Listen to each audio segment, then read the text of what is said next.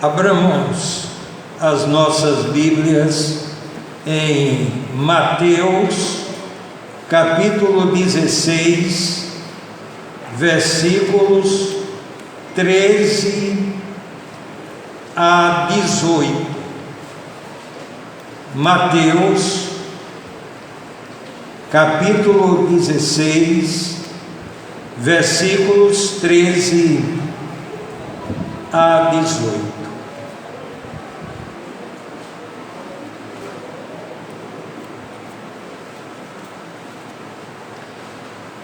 Tendo Jesus chegado às regiões de Cesareia de Filipe, interrogou os seus discípulos, dizendo: quem dizem os homens ser o Filho do Homem? Responderam eles: uns dizem que é João o Batista, outros Elias, outros Jeremias, ou algum dos profetas. Mas vós, perguntou-lhes Jesus, quem dizeis que eu sou? Respondeu-lhe Simão Pedro: tu és o Cristo, o Filho do Deus vivo. Disse-lhe Jesus: bem-aventurado és tu, Simão Bar-Jonas, porque não foi carne e sangue que tu revelou, mas meu Pai que está nos céus.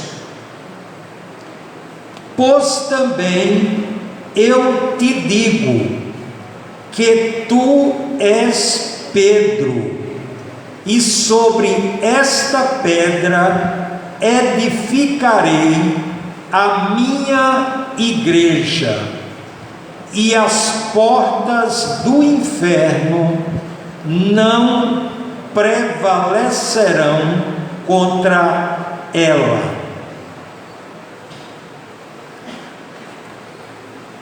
O tema, e é alusivo a esse momento que nós estamos celebrando nesta noite, o tema é a Igreja de Jesus.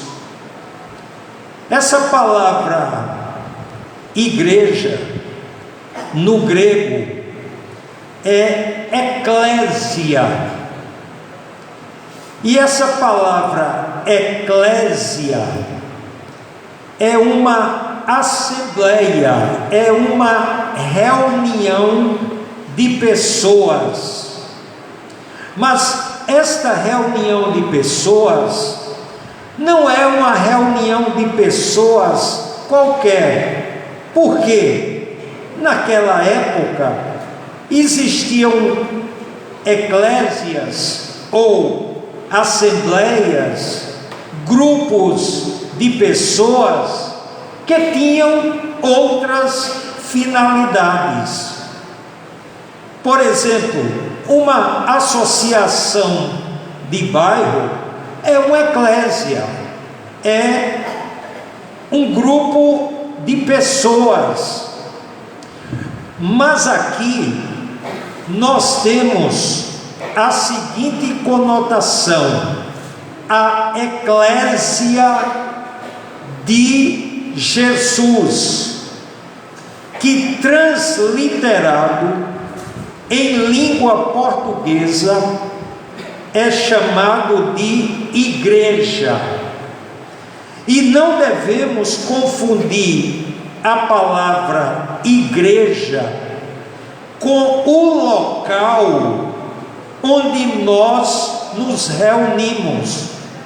O local onde nós nos reunimos chama-se templo, casa de oração. E a igreja é exatamente cada um de nós. Cada um de nós aqui formamos a igreja.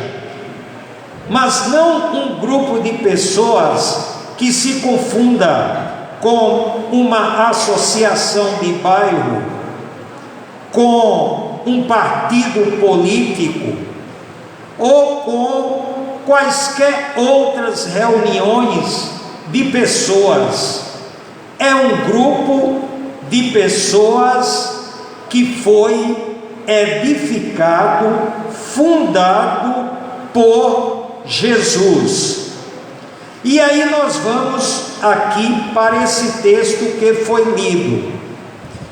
Jesus, quando ele chegou às regiões de Cesareia de Filipe, ele queria saber o que as pessoas diziam a seu respeito.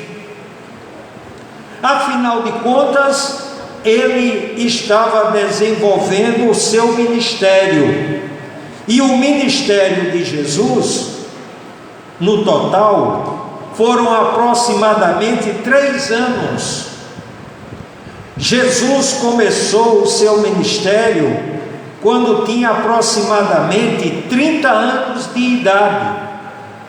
E aí ele interrogou os seus discípulos dizendo: quem dizem os homens ser o Filho do Homem? E aí ele ouviu algumas respostas que estão registradas em Mateus, capítulo 16, versículo 14. Responderam eles: uns dizem que é João o Batista, outros Elias, outros Jeremias ou algum dos profetas. Portanto, Jesus sempre estava sendo identificado com profetas. João Batista era profeta, Elias era profeta, Jeremias era profeta, ou algum dos profetas, que existiam outros mencionados no Antigo Testamento. Mas aí Jesus se volta para os apóstolos. Mas vós, perguntou-lhes Jesus, quem dizeis que eu sou? Aí no versículo 16 do capítulo 16 de Mateus, Simão Pedro dá a seguinte resposta: tu és o Cristo, o Filho do Deus vivo.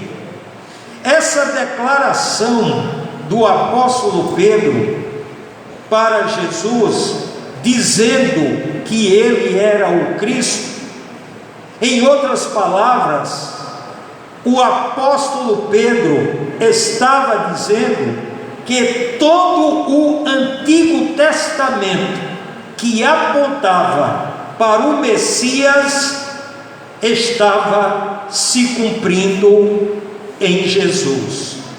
Tu és o Cristo, o Filho do Deus vivo. E aí nós vamos destacar 2 partes dessa resposta do apóstolo Pedro. A primeira delas é o Cristo. E aí nós vamos para um texto que mostra a palavra no hebraico e mostra a palavra no grego. João, capítulo 4, versículos 25 e 26. É o diálogo de Jesus com a mulher samaritana. E aí, João capítulo 4, versículo 25. Replicou-lhe a mulher: eu sei que vem o Messias, Quando a mulher usou essa palavra Messias, essa palavra é exatamente a palavra transliterada ou traduzida da palavra hebraica, Messias. No idioma grego é a palavra Cristo, que traduzido, transliterado em língua portuguesa, Cristo. E aqui nesse texto, João 4:25, explica exatamente isso. Replicou-lhe a mulher: eu sei que vem o Messias, que se chama o Cristo. Quando ele vier, há de nos anunciar todas as coisas. E aí nós vamos agora para João 4:26. Disse-lhe Jesus: eu o sou, eu que falo contigo. Então aquela mulher, ela foi privilegiada. Por quê? Porque a primeira vez que ela conversa com Jesus, Jesus revela a sua identidade para aquela mulher, dizendo que ele era o Messias, o Cristo, e que estava falando com aquela mulher. Mas na resposta do apóstolo Pedro, ele não diz apenas o Cristo, mas ele diz: tu és o Cristo, o Filho do Deus vivo. E aí ele faz uma comparação, e que nós vamos ver essa comparação lá nos Salmos, capítulo 115, versículos de 1 a 8 e o versículo 15. Veja a descrição do Deus vivo. Veja o que é que diz, Salmos 115, versículos de 1 a 8 e o versículo 15. Começa dizendo o seguinte: não a nós, Senhor, não a nós, mas ao teu nome dá glória, por amor da tua benignidade e da tua verdade. Porque perguntariam as nações: onde está o seu Deus? Mas o nosso Deus está nos céus. Ele faz tudo o que lhe apraz. Os ídolos deles são prata e ouro, obra das mãos do homem. Tem boca, mas não falam. Tem olhos, mas não veem. Tem ouvidos, mas não ouvem. Tem nariz, mas não cheiram. Tem mãos, mas não apalpam. Tem pés, mas não andam. Nem som algum sai da sua garganta. Semelhantes a eles sejam os que fazem e todos os que neles confiam. Agora o versículo 15: sede vós benditos do Senhor, que fez os céus e a terra. Então, quando o apóstolo Pedro fala do Deus vivo, ele está falando do Deus de Abraão, Isaque e Jacó, o Deus criador dos céus e da terra, o Deus que criou o homem e que criou a mulher. É este o Deus vivo o qual o apóstolo Pedro se refere quando ele diz para Jesus: tu és o Cristo, o Filho do Deus vivo. E agora nós vamos para a resposta de Jesus para o que disse Simão Pedro. Mateus capítulo 16, versículo 17. Mateus capítulo 16, versículo 17. Disse-lhe Jesus: bem-aventurado és tu, Simão Bar-Jonas, porque não foi carne e sangue que tu revelou, mas meu Pai que está nos céus.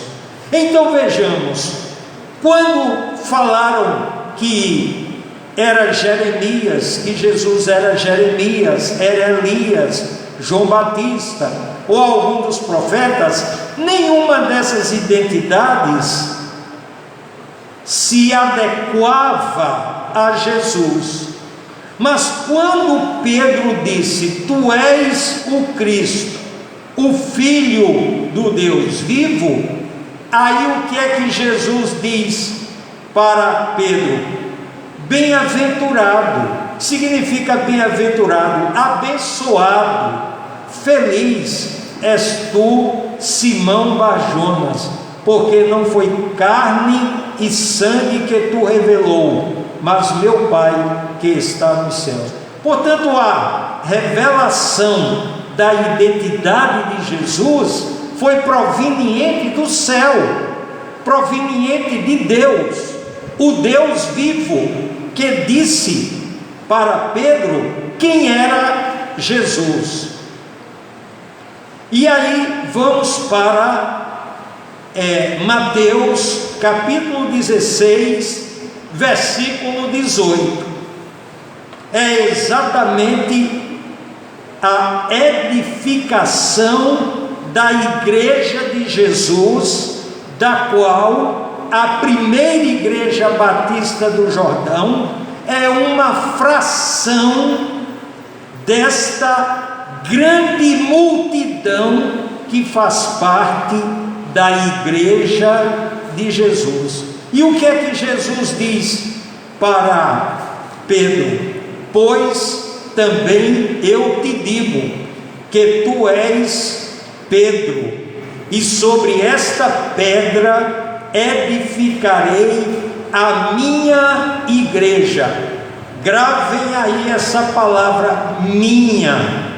Minha é pronome possessivo. Portanto, quando a gente fala a igreja de Jesus, a gente está dizendo que ele é o proprietário, ele é o dono da igreja. E quem é a igreja? Cada um de nós. Nenhum pastor é dono de igreja. O Papa não é dono de igreja. Os padres não são donos de igreja. Nós pertencemos a Jesus. Jesus é Deus. Então esse grupo de pessoas que se reúnem aqui há 61 anos é um grupo de pessoas cujo proprietário é Jesus. Não foi o pastor Paulo Silva, não foi Hernani Jorge de Araújo, não foi Carlos Antônio, não foi Bonfim, não foi Leonardo, nem Gilmar. Nenhum de nós somos proprietários da igreja. Pelo contrário, nós como pastores fazemos parte também da igreja do Senhor. Ele é o dono, ele é o proprietário. Mas ele disse isso, olha aqui o texto: e sobre esta pedra edificarei a minha igreja. Então o proprietário da igreja é Jesus.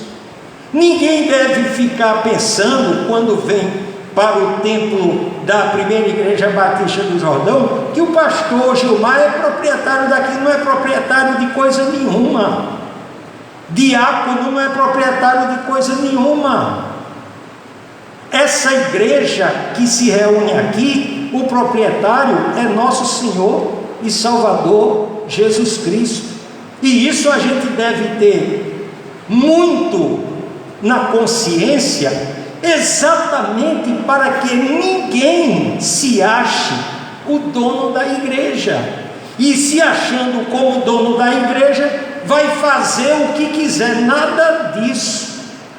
O que se faz aqui é o que Jesus quer, o que Ele ensina, e não conversa fiada, não sabedoria humana, mas a sabedoria revelada no livro de Jesus, que é a Bíblia. Mas agora nós vamos para uma promessa que Jesus fez a esse grupo cujo proprietário é Jesus. O que ele diz? Pois também eu te digo que tu és Pedro, e sobre esta pedra edificarei a minha igreja, e as portas do inferno não prevalecerão contra ela. Vamos logo estabelecer um contraste. Para o céu só tem uma porta: Jesus. Não existem várias portas para o céu.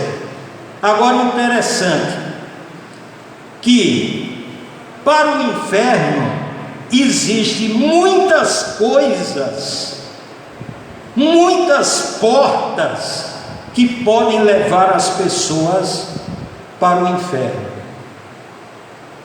E o que é que Jesus diz aqui? As portas do inferno não prevalecerão contra ela. Não apenas essa fração chamada Primeira Igreja Batista do Jordão, mas a igreja do Senhor Jesus em qualquer lugar do mundo. As portas do inferno não prevalecerão contra ela. Podem bater, podem perseguir, mas não prevalecerão. Mas agora ainda nós queremos falar sobre a pedra, porque alguém pode pensar, quando Jesus diz: pois também eu te digo que tu és Pedro, e sobre esta pedra edificarei a minha igreja. Algumas pessoas podem pensar: a pedra é Pedro.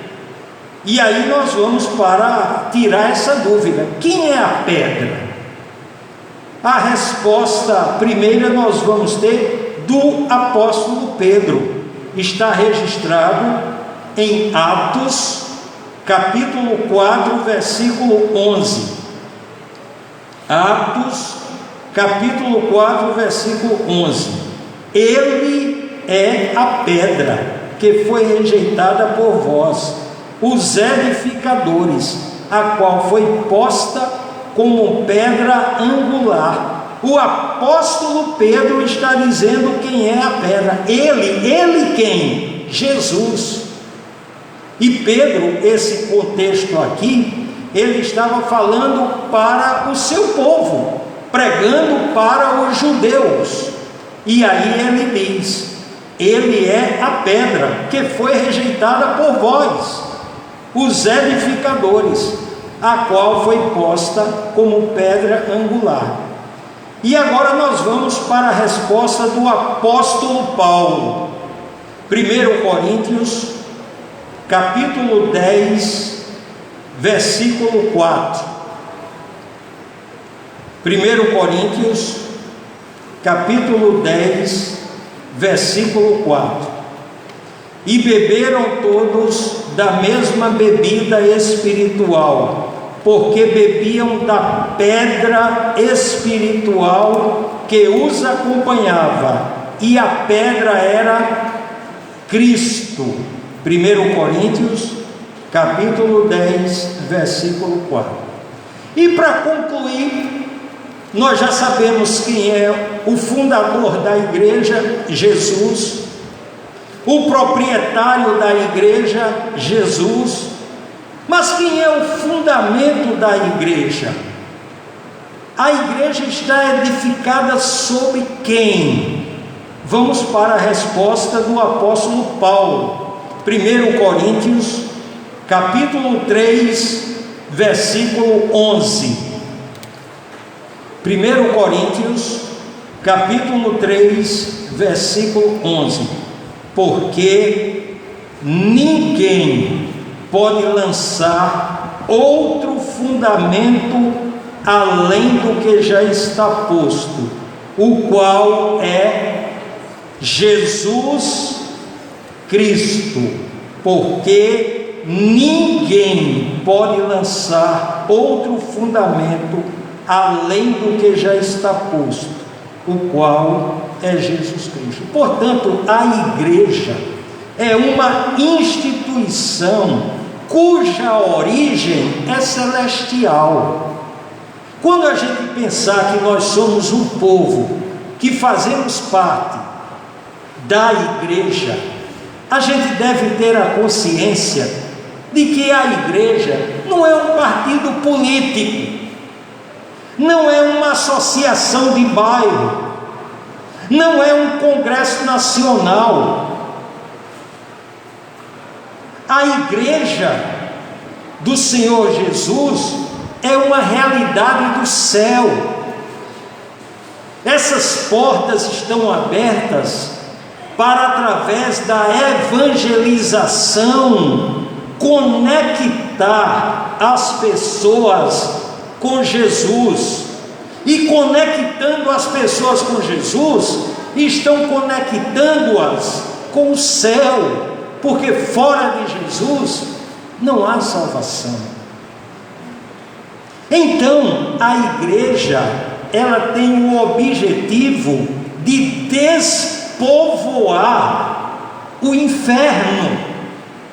E cada um de nós, que somos membros da primeira igreja batista do Jordão, somos um instrumento de Jesus para ajudar a despovoar o inferno, em uma época que nós estamos vivendo, onde a incredulidade impera, onde a iniquidade impera e os valores do céu estão sendo deixados em último plano. Não digo nem em terceiro, ou em quarto, ou em quinto, em último plano. Se pensa em tudo menos no céu, menos na realidade de partir para a eternidade. E todo mundo aqui tem juízo, sabe que um dia vai morrer. A diferença é quem vai morrer com Cristo e quem vai morrer sem Cristo. Essa é a diferença. Portanto, que nesta noite essas palavras tenham lugar em nossas mentes e em nossos corações, que a gente dê o valor devido a essa instituição celestial chamada igreja, que foi edificada, que foi fundada pelo nosso Senhor e Salvador Jesus Cristo. E nós somos um povo privilegiado, porque um dia abrimos o nosso coração e deixamos Jesus reinar em nosso coração, reinar em nossa mente e reinar em nossas atitudes. Portanto, que nesta noite, um momento altamente significativo, a gente comece a valorizar a igreja, pensando na instituição celestial que Jesus edificou. Que Ele, pois, nos abençoe. Amém.